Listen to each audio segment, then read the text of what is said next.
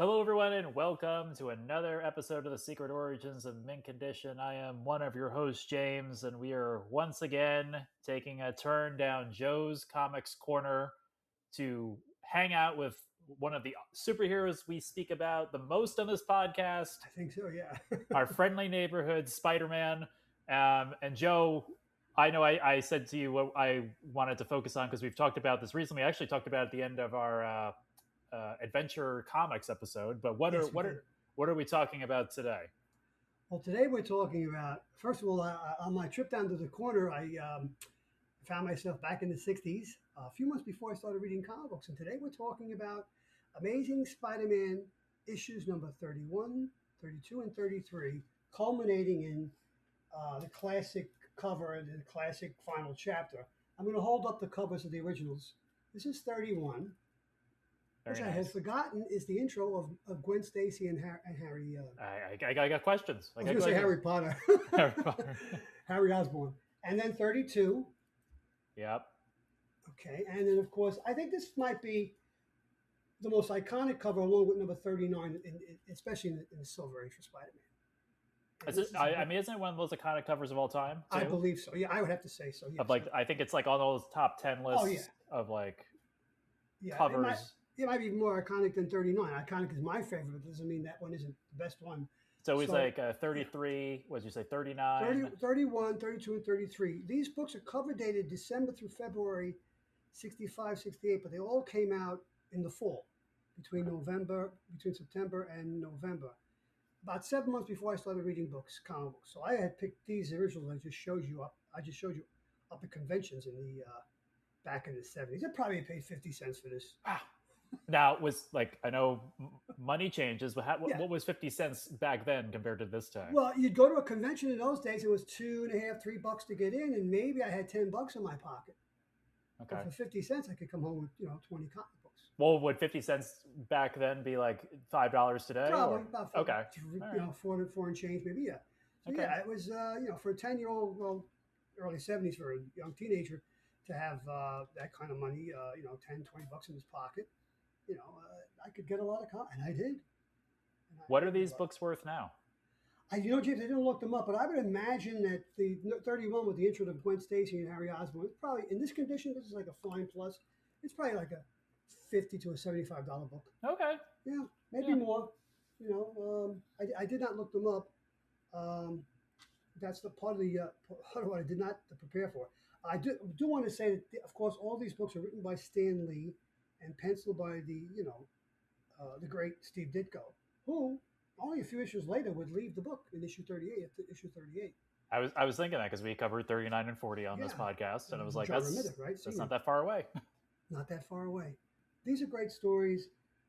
This is the classic 3-act play that Stan, he did great 3-act play. I don't know who did, probably somebody in ancient Greece, but Stan took that 3-act play and he brought it into the 20th century with comic books, and it worked perfectly. It worked tremendously well, and it got people hooked.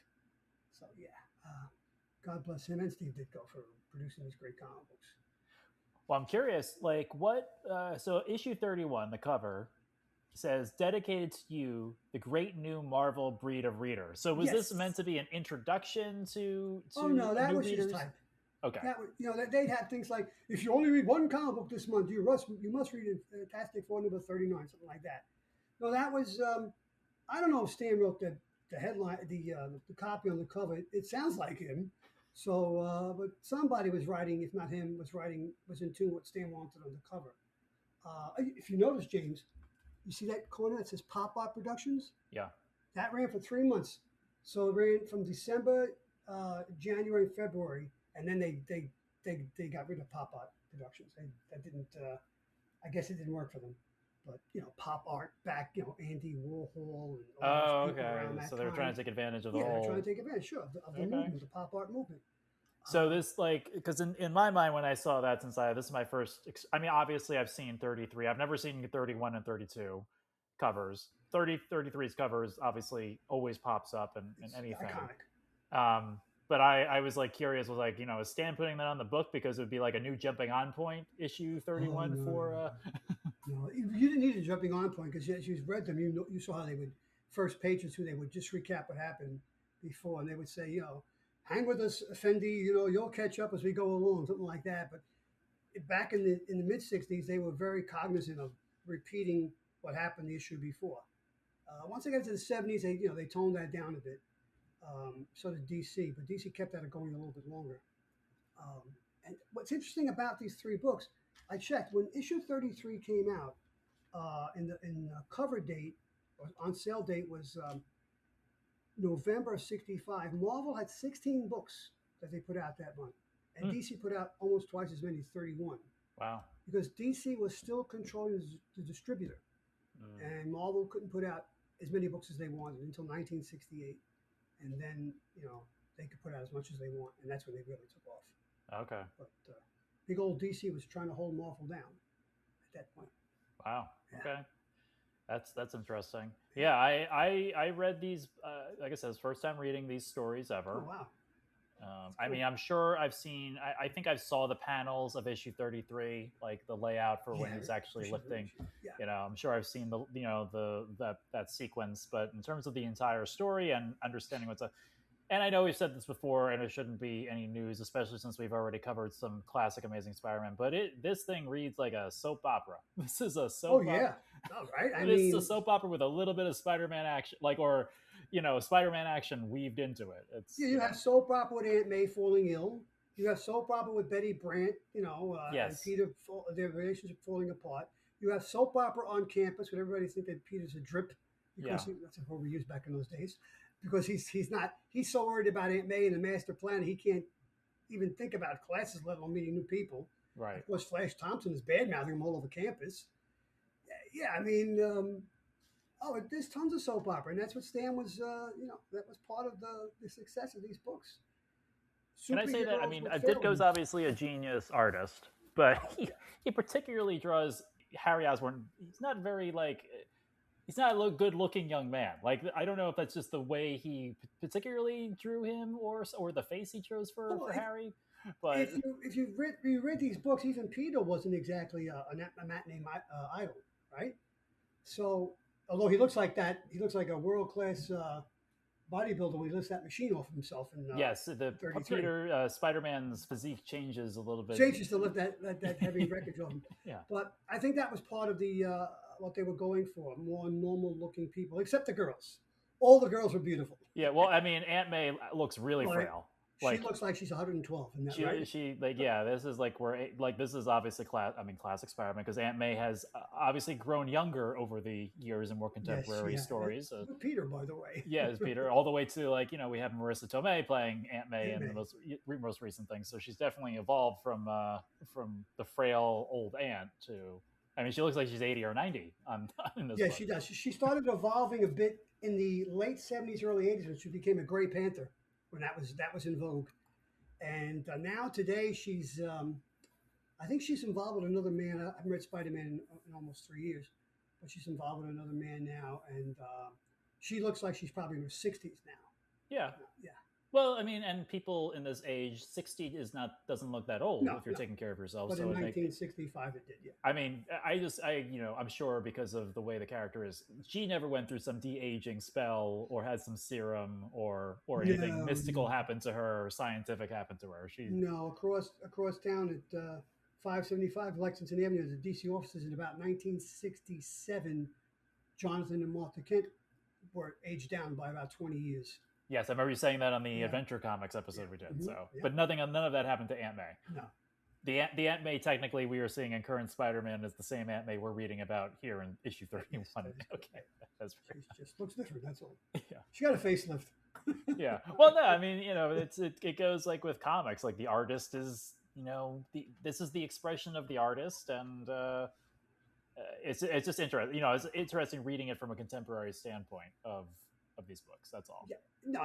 Once John Romita Sr. takes over, Aunt May is not as frail. She's still, an old lady, so to speak, but she has a little more meat on her bones, and But Aunt May, I mean, from the beginning of Spider-Man in '62 to about when Peter graduates college in the mid to late '70s, She's probably had about 4 or 5 heart attacks and God knows how many other ailments.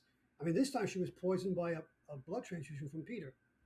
So Yes, I'm guessing that. I mean, Stan catches you up. I'm assuming that happened a few issues earlier. It did, yeah. I can't think of the exact issue, but it happened a few issues earlier. Yes. Yeah. Well, it's great. I mean, listen, I love, I thought it was great. As I've said recently, especially when we've been doing Silver Age books, Silver Age style drawing has been obviously growing on me. I also like, the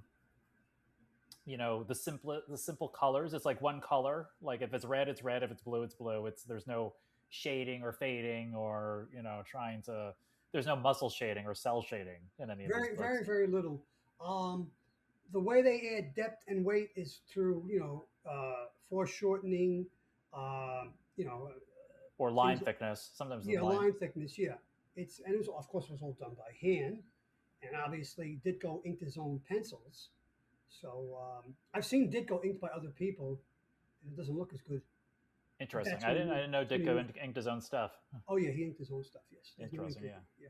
And so, again, so audience spoilers. If you haven't read these books or you're interested, they're available on Hoopla. I think it's Masterpiece Collection 3, Marvel Masterpiece. Epic Collection number 2 is what I read. I didn't take the blue ones out of the bag, so I read them in here again. Yeah, it's Epic Collection 2 or Marvel Masterpiece on Hoopla. I think it's volume 3 or 4. Probably about that. Yeah, because the masterpieces are usually 10 issues per book. Yes. And so the Master Planner is the return of Dr. Octopus, which how long ago was Dr. Octopus? Wow. Was that issue 5 or 6 or something? Oh no, he uncovers Peter's identity in issue 11 or 12, I believe, and I think that's the last time we'd seen him. But maybe he might have popped up once or twice after that. But yeah, he'd been around before his first appearance. He had popped up at least once. Yeah. Of course, when he unmasks him, nobody believes that Peter Parker could possibly be Spider-Man. He's such a wimp. So he can't be Spider-Man. They never believed their eyes when in comic books, especially back in the Silver Age. Clark was constantly out of the Superman oak. How could meek, mild-mannered, milquetoast Clark Kent be Superman? Come on, don't be ridiculous. So, so I like seeing Dr. Octopus. I liked the Kurt Connors his go-to guy. Who's the Lizard? The Lizard, yeah. Issue Amazing Spider-Man number 6. I do have that issue. That's my oldest Spider-Man. That's the first appearance of the Lizard. Yeah, and Spider-Man and Kurt become friends, but Kurt doesn't know that Spider-Man is Peter Parker. But they become fast friends and stay that way for a long, long time. Yeah, Connors and Spider-Man. And I like, I know it's things we've seen before, but I like Spider-Man as a scientist along with Kurt Connors here, and he's able to help him, and they come up with the cure for Aunt May together. Yeah, I thought it was great. It was just funny. It's such a soap opera. It's so dramatic, and Pete and nobody on campus, everyone's judging Peter. Nobody thinks to ask him what's going on with you. Yeah. I mean, you would think Flash would, but Flash doesn't like him, so everybody else on campus is new. Betty knows there's something wrong with him, right? Yes, Betty's the only one. She's trying to get through to him, but he's so distracted with everything that's going on, he dismisses her, and he thinks that she'll have a better life without him because she had just previously lost her brother. Okay, so I was going to ask you about that. Our audience, obviously, we're going out of order. So if you're like, I can't follow the story, well, that's what we do in these back of the and that's why you go read it after we talk about it. So, because first Peter brushes her off by just, quite frankly, being mean and nasty to Betty, which is not quite frankly, definitely being mean and nasty to Betty, and then that doesn't work because she knows he's putting out an act, and then he says he's not giving up this life of being a photographer after he recently got beat up. He was really Spider-Man who got beat up, but Peter says he got beat up. And so what was was it her brother? Yeah, her brother. I didn't reread that issue, but her brother left a kind of similar type of life, and he was killed, and that affected her obviously very deeply, and she didn't want that to happen to Peter, and she couldn't go through that loss again. So they were both at a crossroads. The issue before, I should have pulled it, issue 30, there's this great panel of this silhouetted Spider-Man, almost like a spectral Spider-Man, pushing Betty and Peter apart as he leaves after they have their first big fight at the end of issue 30. I'll try to include that when I, So Betty Brant was his first love? Yeah, she was J. Jonah Jameson's secretary, and obviously she was the teenage secretary. Interesting. This is the third year of Spider-Man, and it's happening in real time. Because Peter, when he's introduced to us, is 15 years old and a sophomore at Midtown High School. and now he's a freshman at Empire State University. He's So he's like 17, 18? 17, 18. Yeah, so the first 5 or 6 years of Spider-Man happened in real time, and then I guess they realized, hey, this is like our number one flagship book. We better slow it down. This guy's gonna last forever. Well, isn't Marvel like now always like retconning the timeline? Like Well, so they that use the sliding scale. Both companies do. because like technically right now in the timeline of Marvel, this happened like what? It still would have happened like what 5 years ago. This issue in real time. In real time, is Peters and well, it's about it's a little more defined in DC. It's about 15 to 20 years. In Marvel, sometimes it's 10, sometimes it's 15. I'm going to go with 15. So this would have happened maybe no, excuse me, maybe 10 or 12 years ago when he first entered college. Okay. If Peter is 30 years old and he was 18, right? That's right. 18. Because didn't they just change Captain America that he wakes up after 9/11 now with the current? Yeah, run? because otherwise, Cap, even though the super serum slows down the aging process, he can't. There's no way he could have been awakened in 1964 when he was originally, right? Right. So yeah, and that's the conceit of comic books. You have to deal with that. I mean, if you're reading Action Comics right now, it's young Clark. He's 15, so it's about 15 years ago, and he doesn't have a flip phone. He's got a phone. He's got a smartphone. Clark, and everybody else in Smallville has a smartphone. Tony Stark comes of age at the Vietnam War, right? When he goes to check out his weapons in Vietnam, and now I think it can't even be the Gulf War anymore because that's more than 30 years ago, right? Yeah. It might be it might be something later on in Afghanistan where Tony, gets wounded and becomes Iron Man. So it's just as I said, one of the conceits you have to put up with, and with comic books, that these characters are ageless and they have to fit the time that they're in. Otherwise, although I have no problem reading these stories, I enjoy them even more because I lived through these times. So yeah. I mean, listen, I think I don't know if the era like at the era I read JMS Spider-Man, I think JMS was like really trying to grow the character up, so it wasn't as dramatic, I guess, as or soap opera-y. But the more I read, not soap opera. yeah, but the more I read classic Spider-Man, it's like a big. And I don't mean that in a bad way. It's just like I guess I never took to the point that Arco always likes to make has made on these episodes is like Spider-Man is always down in the dumps, or he's always like got something wrong in his life that that I guess that's part of the hallmark of the character is like he has to be in a fight with his girlfriend. Aunt May's got to be sick. He's got to not make the rent. Rent is due. Rent is due. He's between jobs. So I guess that's like, and I guess if you, I don't know. I guess we could put current writers aside because we're not happy with the current right. I mean, I like we all share we're not happy with Spider-Man since Brand New Day divorced him from MJ. But I guess the trope of the character is he can't have too much good. He's always got to be something that Peter Parker's working. Yeah, he's the hard luck superhero, but he can still win. But even when he wins, he has to pay a terrible price. So in this 3-issue battle, obviously he does save Aunt May's life, but he gets battered and bruised. Something happens to his leg. I don't remember the next issue, number 34. Craven is back. And I know it opens up in the hospital, Peter visiting Aunt May, but I'm not sure if that bum. Oh, the bum leg does heal because the spider, he's kind of got like a mini version of Wolverine's healing factor. If Peter goes to bed all bruised and battered and gets 8 hours sleep, when he wakes up the next morning, he's literally on the ceiling hopping around because the radioactive blood in his body has rejuvenated him. So I don't think the leg was a problem. Yet Peter can still contract allergies, the flu, many times the flu. Well, we learned in this issue he can hold his breath underwater longer than normal people. And when you punch Spider-Man, he's not invulnerable, but he always mentions how his spider strength makes it tougher for him. When he's getting beaten up by those goons in 33, he's saying, I'm going to let them hit me for a while I regain my strength. Then he realizes, whoa, wait a minute. Now I'm getting hit too many times. Even my own spider strength can't protect me forever against these goons. So I got to fight back. So yeah, he's got not invulnerability, but he's tough. Yeah, kind of like Wonder Woman in that sense. He's durable. He's very durable. Yes, Peter is very durable. Well, this is interesting. I guess so. I guess the big, I hate this, like, because this is a classic book, and obviously I'm coming to it from much later in my comic reading journey. I guess the significance of this book, and I was doing a little research online, is especially 33. I guess 33 is the big significant, third act of this whole thing. Is that Peter doesn't really he saves Aunt May. He doesn't capture Doctor Octopus, but I guess No. the real moral of the story is that he doesn't give up. Yes, because that's what he's saying while he's pinned under all that wreckage. He's thinking about Uncle Ben, how he failed him, he doesn't want to fail Aunt May, and he will keep fighting, he'll keep going on. But even when he wins, Octopus gets away. If this is a DC comic, the villain's not getting away at the end. He's getting carted off to jail by the scruff of his neck.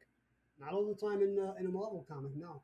Sometimes the hero loses outright, or sometimes it's like a push. He stops the villain from committing the heinous crime, but doesn't capture him. Yeah, that's what I thought was interesting. He doesn't. He like I said, he wins, but he doesn't win. He doesn't capture the bad guy. He does get the Doctor Octopus's goons get captured by. And he sets up the photo op with Foswell to make sure that he can sell the photographs. And that I forgot that. That's kind of like really like wow. That's really not journalistic integrity, but what the hell? He needed the money. Well, who is that character? Is that a character that we like? Yes, Obviously, he's we would been know. around for a while. We thought he was a villain at one point earlier in the series, but I don't think he was. But he's kind of like matches Malone, Batman's. Okay. He puts on that eye patch and the crummy clothing and the hat, and he traipses around the underworld getting tips. But he's really just a journalist. Yeah, he's a crime reporter. Okay. Yeah, he's a crime reporter. Yes. Okay. So he's really not doesn't need the eye patch and no, that's his disguise. Okay. So that he's not recognized. I guess back in the day, I don't know. I haven't picked up a newspaper in years, but when you read a columnist, there was always a picture of a column, right? You'd always see, Okay. So maybe his picture was in the paper, and he wanted to make sure that he could keep his identity a secret when he's trying to get all the goods on these criminals. But yeah, and so there's these other ancillary characters around in Spider-Man's world, and that's what Stan and Steve, because they plotted these stories together, made sure that it wasn't just Peter. It was the friends, it was the enemies, it was the people at the. I mean, this is before Joe Robinson shows up at the Bugle, but there's Betty, and of course there's JJJ, who's the most obstinate. And then Ned Leeds, is there. Yeah, Betty's there. Yeah, Betty. Oh, I was saying Ned Leeds is there. Ned Leeds is there. Yeah, this is before they get married. She's still Betty Brant. But Ned is there. He had been introduced earlier, and he's kind of like in the first issue. He's hounding her. I want an answer. You're going to marry me or not? And she still has. I got to work it out with Peter. And then. So wait, he proposed to her while she was dating Peter, or they had broken up? They had broken up, and he proposed. Yeah. So he's older than Peter. Oh, I always got the notion that Betty might have been a year or two older than Peter. He's probably 17 here, maybe 18. She's probably 20. I guess you could get a job they would have called it back in those days, a secretary, right? Yeah. But that's a big job for an 18-year-old to have, on New York's #1 newspaper. Well, Jonah spares every expense too. And he takes Peter for a ride at the end too. Even though Peter gets the money, Jonah's like, I could have gotten double for that, but I could tell him. I'm giving you this money out of the goodness of my heart. You're breaking me, Peter. You're breaking Peter Parker. You go Parker. Yeah, no, that's the comedy. I mean, Jonah is there for the comedic relief, and it's just spot on all the time. It's spot on. I know. I mean, I know J.K. Simmons' version and Sam Raimi is so spot on for that. Like the most spot on comic version of any character. One of the best castings of any comic book character ever. And I always thought, as I got a little bit older, not at this point when I was 10. But as I got to be a teenager and I'm seeing Jonah Jameson, ranting and raving and pushing people around, and I always thought that was Stan Lee. I bet that's what Stan Lee's probably like in the office. So yeah, I think he was writing himself. That's funny. Well, it's he's pure comedy. He's like, oh, these pictures are garbage. You brought me nothing, and then he's like, I hope it's when that reporter goes out to go with a tip, he's like, I hope it's something juicy on Spider-Man. It's like, yeah, maybe he's dead or something like that. He doesn't say the word dead, but he's hoping it's something definitely, because even though he hates Spider-Man is the guy that constantly increases the circulation. If you put Yes. Spider-Man on the cover of the Daily Bugle, he's going to sell twice as many copies the next day. He's just a dope. He really is. But you love him. I like. I guess they Spider-Man. We're going out of order, audience, but Aunt Yeah. May gets sick, and the doctors learn it's a radioactive radiation in her blood caused by Peter's transfusion, and then he goes to Kurt Connors with a blood sample. And in the meantime, he's been fighting the Master Planner's gang, who's been stealing atomic and nuclear weapons all over town and devices, because apparently this Doc wants to take over the world. His aspirations have grown since the last time we saw him. which I didn't know radiation caused Dr. Octopus's accident. Yes, it did. He was a scientist, and there was a radioactive leak. I don't know if it was an explosion, but it grafted the arms to his body. Okay, Yes. all right. I mean, I knew the grafting. I didn't know in the comic books it was because of radiation. Just about every Marvel character that was, premiered from 61 to about 66 or 67 had their origins in radiation or mutation. Yes. Daredevil, the X-Men, the Fantastic Four, Spider-Man, the Hulk. Right? Yes. Yeah. It's all that. Yeah. I'm surprised he went. I mean, I think it makes sense for the universe, but in the larger Marvel universe, he could have gone to Reed Richards too. Or is Reed? Are they not friends at this point? Or it wasn't established back then that Reed and Otto Octavius would have moved in the same circles. But I think when Otto Octavius was doing his research, it was deemed questionable and dangerous, which obviously it was because it blew up in his face, literally. So if Reed had gone over there, he would have tried to dissuade him from continuing those experiments. Interesting. Yeah. These are things you build the universe later now. Yes, obviously that would have been addressed much later on. Yeah. I'm sure there's an issue for FF or Spider-Man where Reed and Octopus have come together, and Reed must say, "What the hell were you thinking?" Right. Well, because despite the fact that Dr. Octopus is a villain and a crazy person, he is smart. He is a genius. He's a genius. Yeah. I mean, in the Marvel universe at that time, there was Reed Richards, Hank Pym, and probably Otto Octavius. Yeah. Bruce Banner. And Bruce Banner, and you could throw in Professor X, of course, but Otto Octavius was you put it right. He was a genius, warp genius, but a genius. I'm never sure what Dr. Octopus's ultimate goal is. I guess he was doing world domination, or was he looking to be like a crime lord in terms of the stuff he was stealing? We don't get the motivation behind what Dr. Octopus is. He's the quintessential mad scientist. He's kind of like evil for evil's end, which is why in Spider-Man 2, the Tobey Maguire, they make him a tragic figure.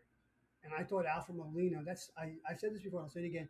Of all the Marvel movies, whether it be MCU or the Marvel movies that were made by Sony or whoever, I think the best villain of all is Otto Octavius in Spider-Man 2.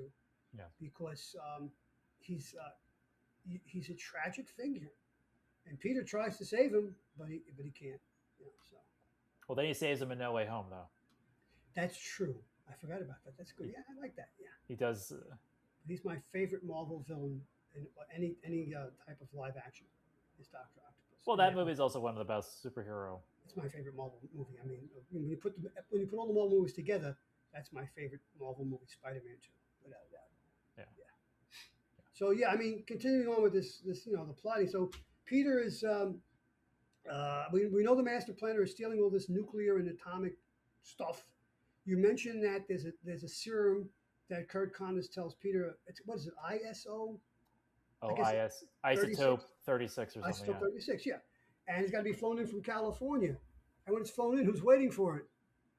The gang. The goons, right? The goons, yeah. Dr. Octopus's goons. Yeah, they want that. He wants that because he wants everything that's nuclear and radioactive. And of course, Peter fights these goons a lot in these 3 issues, and they just finally he beats the living crap out of them at the end. But he's very tired and very exhausted when he does. And they beat Spider-Man up a lot in these issues. This is not the Spider-Man. Like most superheroes, their superpowers gain in strength and momentum as it by this time Superman could move planets, travel through time, blow out a sun, and reignite it with his heat vision. So Spider-Man at this point has a strength of 10, 20 men in him. I think that's probably 10 times that now. And he's quicker, faster, But he's got the one thing that they always endowed him with was his brain, and that's what makes him, so he's got to get the serum back, right? And that's when he goes after Octopus, fights his way through the goons, and he and Octopus have this gigantic battle in this headquarters that's apparently, I would imagine, at the bottom of New York Bay, right? It seems to be, yeah. Yeah. And there's a big battle ensues, and of course, there's wreckage that comes crashing down. The roof starts leaking. The wreckage crashes down on Spider-Man, and Octopus runs away. The goons are still on the other side of the door, though. Yes, they're waiting for Spider-Man in case he gets it out. Yeah, you got to give them credit for. I guess they were paid well. I mean, I would have ran like hell at that point. You had to have heard what was going on, unless it was a soundproof room. So, and that's where we open up with issue 33 with this massive weight on top of him. And this is, considered by many to be the Spider-Man issue of all Spider-Man issues because of that what he has to do there to save not only himself but Aunt May. Yeah, it just shows his courage and his never giving up and determination, and he wills himself basically to lift that heavy machine off his body. Yeah, which looks like it must weigh, I don't know, 10 tons or maybe 10 more. tons at least. Yeah. Yeah. So he's lifting a huge. Up until this point, that was the biggest thing, feat of strength that Spider-Man had performed. And again, he gets stronger as the years go by. You read the Spider-Man Superman oversized thing from 1976? Did you read I have not read that, actually. Okay, go read that. Even though Superman is weakened by red solar energy, Spider-Man wraps him around for a while, and he goes, "This guy's overrated." But then somehow the red sun energy is turned off, and Superman just stands his ground. And Peter almost breaks his knuckles trying to hitting him in the stomach, and then of course, and that's Dr. Octopus teams up with Lex Luthor in that one. Oh, okay. Right. And Doc Ock is the reasonable guy in that one, and Luthor wants to destroy the world. You can't. I mean, somebody wants to destroy the world back in the 60s and 70s all the time. Doesn't make sense, but okay. No, it doesn't make sense. But I mean, you're going to be on the damn planet when it gets destroyed. Although Luthor did have an out, he was going to leave everybody behind, including Doc Ock, and he was going to go back to, I guess, Lexor, where he's a hero in that story. But Luthor always has a contingency plan. Yes. A lot of harebrained schemes. Yes. Now, when Spidey brings that serum, the isotope 36 to Kurt Connors, he has to test it, right? Because, and that's now all the things we've just said are completely off the wall, but you accept them because it's a comic book, and you suspend your disbelief, right? But somehow Spider-Man extracts some of his own blood while Connors has got his back turned. He rolls up his Spidey. You don't do that in 30 seconds. No, he rolls up his Spidey sleeve and draws his own blood. But Connors does see him pour that into the solution. He goes, "What are you doing? Trust me, I got to know if it works. You got to trust me." What I like then is that Spidey says, "Could you call the hospital ahead before I go? Because if I walk in, they're going to try to arrest me. But you're a noted, scientist. You're an ESU. If you tell them I'm coming with this to save a human life." And they do. They don't try to arrest him. They welcome him with open arms, and they proceed to mix the solution to give Aunt May the cure. So there's but that scene with him extracting his own, which they don't even show, they barely show the needle. Yeah. Comics Code Authority, right? Right. But how was he just going to, because I remember he was saying he couldn't say where he got the blood from. Right. But then he's calling the hospital and he's giving it to the patient Aunt May. But I guess we'll just lay it all. Well, there are people at this time, like in Superman comics of the 60s and 70s, almost all Metropolis knew that Clark Kent was a friend of Superman's and he was the contact. It was even in the old TV show. So people know that Spider-Man, some people know that Spider-Man, especially the police, know that Spider-Man and Peter Parker have a connection. There have been times when the police have cornered Parker and said, and tried to shake him down. Tell us about your friend Spider-Man. You always get pictures of him. Why? How come? Are you in league with him? Do you know where these crimes are being committed? So that could have been part of it. Connors knew that, even though he didn't know Spider-Man was Peter Parker. So again, you have to fill in the gaps. because the stories move so quickly, they don't have time for the little stuff. Yeah. You know? So, which is fine with me. I don't care. I loved it. When Ditko, so we all know Ditko is going to wrap up his run in like 6 issues from now, and he doesn't come back to Spider-Man after that, right? I was thinking about that today, James. He comes back to Marvel later on, and he does numerous projects, some covers. He does Machine Man. He works on some other things, but I don't think he ever drew Spider-Man again in a Marvel comic, unless it might have been a crowd scene in the book, possibly. But yeah. So would you say like this is like his peak Spider-Man at this point? Without a doubt, Okay. without a doubt, yeah. This Spider-Man is a looks like Peter's put on a few pounds. Looks like he's been in the gym, because in the early issues, Peter is very frail, even as Spider-Man, because that's what Stan and Steve wanted. He was a teenager, and nobody could believe this little skinny guy could be jumping around and moving around and juggling crooks and stuff like that. So, proportionate strength of a spider. And the way, the best thing about Ditko's art, and there's many things that are great about his art, but his layouts, his storytelling is just magnificent. Yeah, it's very clear. It's very, you don't need the words. You could follow the story. If you didn't have them, you would know what was going on, which was the Marvel method, by the way. 2-page plot. Here's the artist, draw the story, and I'll fill in the dialogue and captions.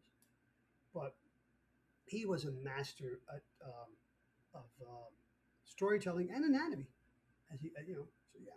No. I mean, everything is proportional. Everything is, like I said, it's just it's a different. It's Ditko's style for the time. I mean, it's just a different type of art style that's a little bit more. It's simplistic in some ways and complex in others. It's like you just have to So his last issue is 38. 38, and then of course John Romita Sr. takes over with that classic two-parter. When when Norman Osborne learns Peter's identity. Folks, we did that episode. You can scroll back. You can look at our archives and listen to that. That's Amazing Spider-Man 30, 39, and 40. Two of my favorite books. And 39 is my favorite comic book cover of all time.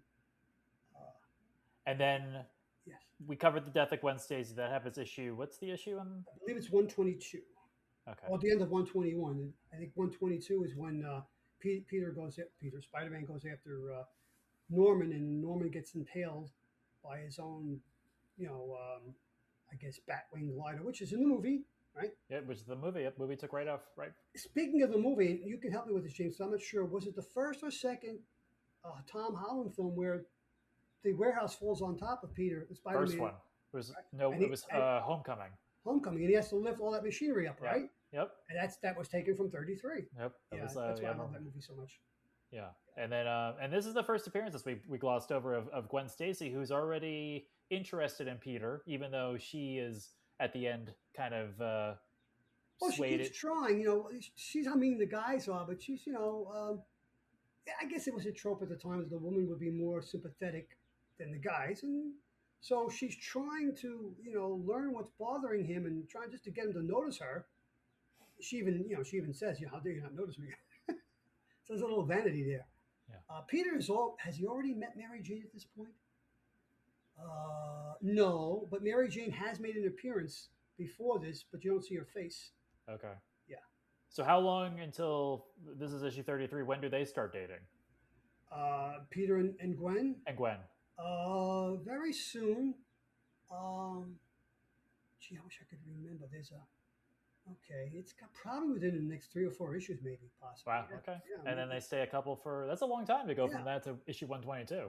And at that point, Harry's dating Mary Jane. They send Flash off to Vietnam. He comes back. Of course, Flash is always trying to put the moves on everybody. On Gwen, on Mary Jane. It's just Flash Thompson. He's a dog. So, yeah. But I guess that's another sliding timeline, because at some point doesn't Flash Thompson lose his legs and then he becomes Venom and all that stuff? I gave up at that point. I couldn't. I mean, I don't know the whole history of it. I mean, I know Eddie Brock was the original Venom, right? Eddie Brock was Venom. Yeah, and then Flash Thompson was Venom. Now Mary Jane is Venom. I mean, come on. That's just Scorpion was Venom at one time too. Yep. That's I can't remember his name. Who is Matt Gorgon, right? Matt Banker, that's great, right? Yeah. Well, I only know that because he makes an appearance in Brand New Day that's coming out. Oh, really? Yeah, Oh, cool. And he's going to be in the Scorpion suit? he's in one of I think he's in the trailer for like one scene in the suit. I got to go back on it. I hope it's big and green with the long tail. He has the tail. He doesn't have a mask on, but he has the Um, mech suit with the well, tail. the mask is a problem with. I mean, if you remember the first Spider-Man movie, um, that Osborne was wearing that Goblin mask, which was metal, and there were times when the eye slits had to open up so you could at least see his eyes.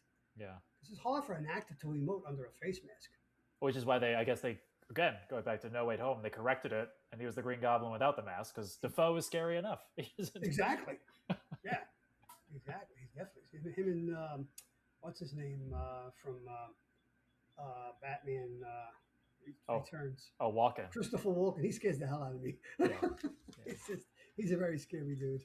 Yeah, I don't know. I mean, listen, I think this. I mean, we should do an episode at some point with the original Raimi Spider-Man and Spider-Man 2.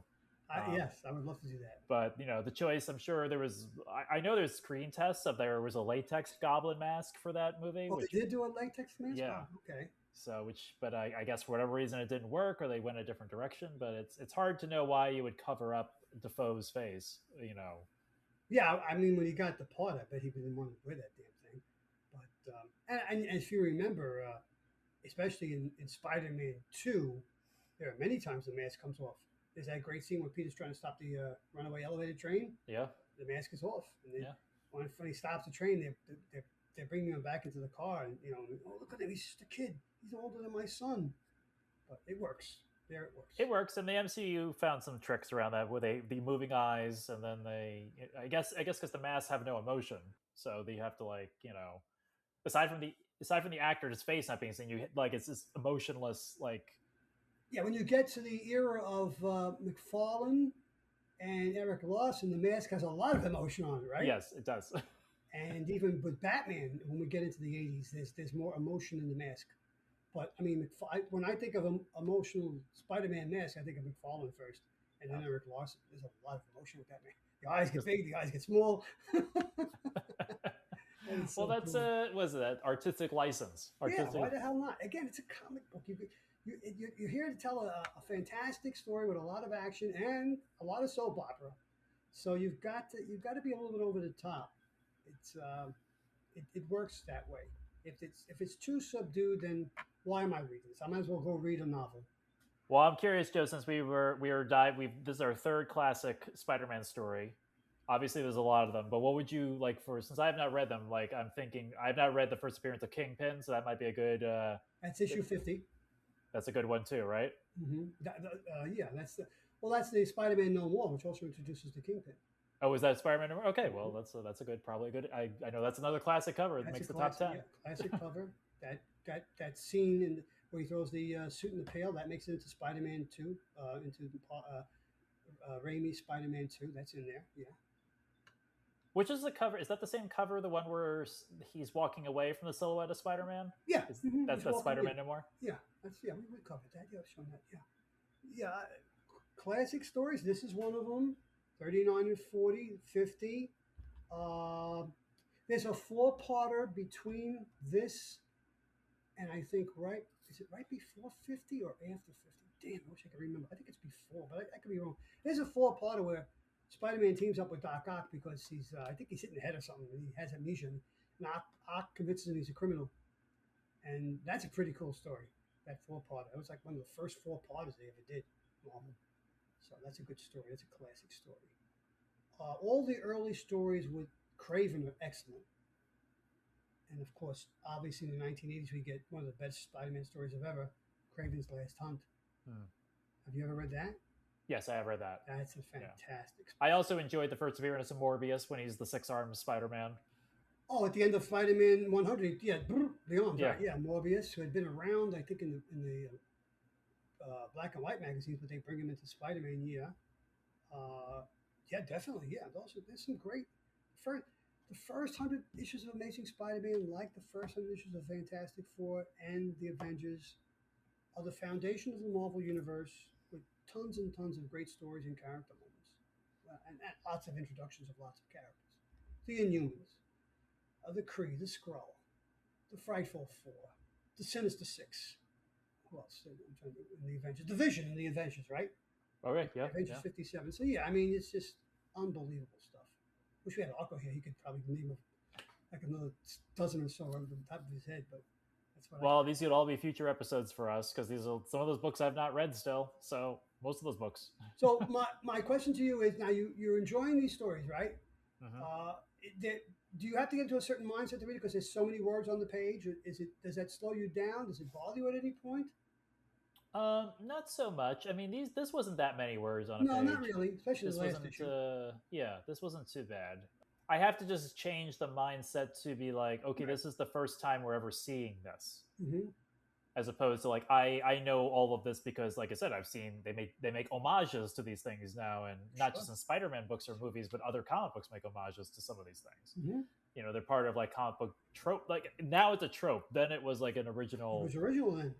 So I have to always like put myself in the mindset of like, okay, this is the beginning of this medium, this is the beginning of the writing of these things, and so I have to like kind of switch my mind and have the perspective of like this, imagine this is something you're seeing for the first time and how that would affect you as a reader. This is uh, 4 years after the initial appearance of the Fantastic Four, right? 1961. So this is still the nascent beginning of the Marvel Universe. Yeah. yeah, so when we're reading all this classic stuff, like I said, I have to just kind of keep myself in that mindset because I mean, aside from influencing the comic industry, some of these story quote unquote tropes, they're in books, they're in TV, they're in movie, like people, they become part of the zeitgeist of like, okay, this is you're telling a science fiction or superhero story or dramatic story, and people are like, it becomes very influential just in general of everything. So Right. There are um, many stories where the hero loses his memory, his sight, um, and that happened all the time on TV. Mannix gets hit on the head, doesn't know he's Mannix. Little Joe loses his sight. they did Um, an episode of Batman the Animated Series where he lost his sight. yeah, that's right. Yeah. So yeah, I mean, it's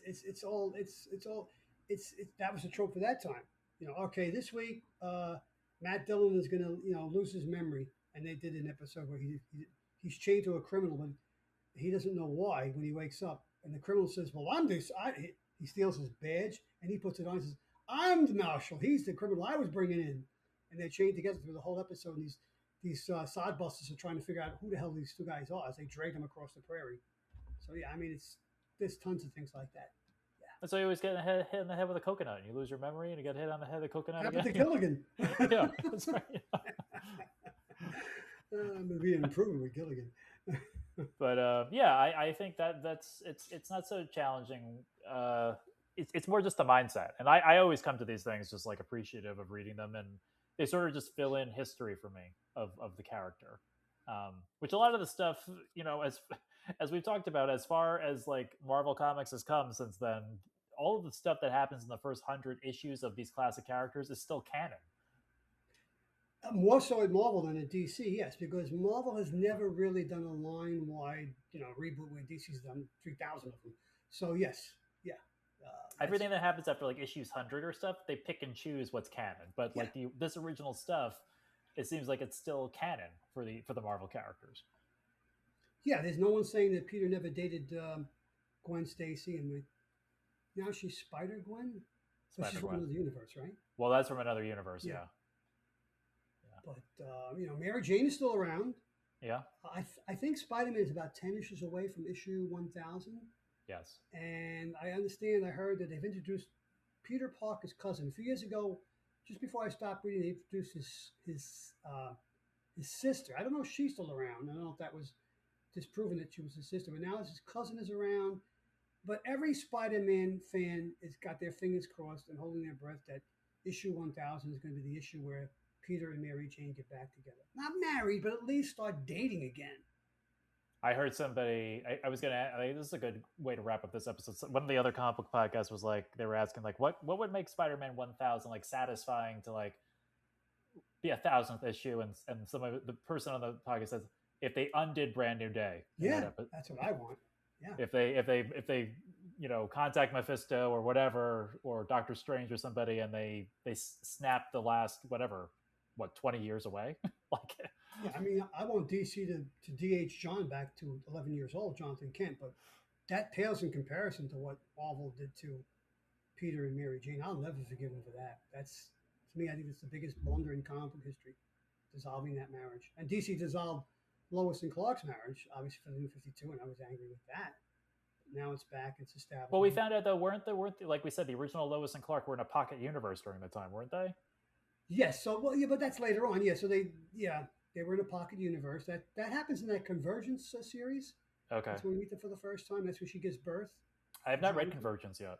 Yeah, it's very confusing. Very confusing. Isn't Hal Jordan Parallax in that? Everybody's in that, but Okay. I could never, please don't ask me to do an episode. We could, James, that's the most confusing. I mean, the worst DC event, of course, in my opinion, is Final Crisis. But while that's confusing, Convergence is like, what? I don't understand this at all. And I never reread it. But the best thing that came out of that was Lois and Clark with Jonathan. So yeah. that was one good thing that came out of that. Yeah. Well, I hope. I would like to see Mary Jane and Peter Parker back together in the Prime timeline. Yeah. Because I think it's time. Let them get back together and let them eventually get engaged and remarried, and and give birth to little May again, little May Parker, who was in the Spider-Girl comic book that was around for a long time. Or the children they had in the Ultimate Universe too. I like the kids there too. What were the kids' names again? Ben. No, was one of them Ben? Ben. Was it Ben? I think one of them was Ben, and I forgot the daughter's name. Yeah, I remember the daughter's name. Yeah. And get Mary Jane out of that Venom skin. That's well, I think that I don't know. She is still Venom right now. I thought Venom moves on to somebody else soon. They just did a storyline with a new character whose name I can't remember, and it was like they just introduced this guy, and then after the fact of the story, after he's killed, they give his origin, but he's killed by Mary Jane, and that's like, no, I don't care what the circumstances are. Peter would never kill, and Mary Jane would never kill. This is just, mucking around with continuity, and not even continuity with the Bible of these characters. It's like having Superman kill somebody or Lois Lane. It's unthinkable. Yeah. So I hope that gets expunged in issue 1000. We'll see. Big thing. But so I'm glad we did this, James, because I had so much fun rereading these, and every time we pull out this stuff, I go. Like I continued reading on the Wonder Woman series that we did. Oh yeah, I'm reading into the Cheetah storyline now. Oh, good. It's good stuff, right? Yeah. Yeah, that's an interesting character, Cheetah. The way it makes sense the way Perez and Ween introduced her, because before that I could never understand how a woman with claws could give Wonder Woman a hard time. No, come on, that's ridiculous. But this actually makes sense. And read up to issue, I believe it's 20. Or a little past that for the resolution of the Mindy Meyer story, the publicist. Very, very bittersweet and heart-touching. Really, really good stuff. Yeah, I'm look forward to continuing that. So. Yeah. Well, Joe, last thing I would say before we end, and I know this is like who knows where this will be when we release this episode, but I have to ask: are the Knicks are doing well? They're in the playoffs. Is this what the Knicks have won the Eastern Conference Finals? Now they have to wait for. God, Spurs and somebody else. I don't even know because I wasn't following that. But yes, the Knicks have this Knicks team. If they win this championship, they will eclipse the Patrick Ewing years, which never won a championship. They got close once or twice, and they will put themselves on firm footing with the Willis Reed and Clyde Frazier and Phil Bradley and the Busher Knicks. And last night the Vegas Knights just swept the Avalanche, so they won the Western Conference Finals. And now tonight, I believe we have Game 4 of the Eastern Conference Finals. And the team I'm rooting for, which I can't believe I'm rooting for them, is the Hurricanes. Carolina Hurricanes, and they're up 2-1, and they won both games in overtime. Thrilling hockey games. Wow. And the Mets still suck.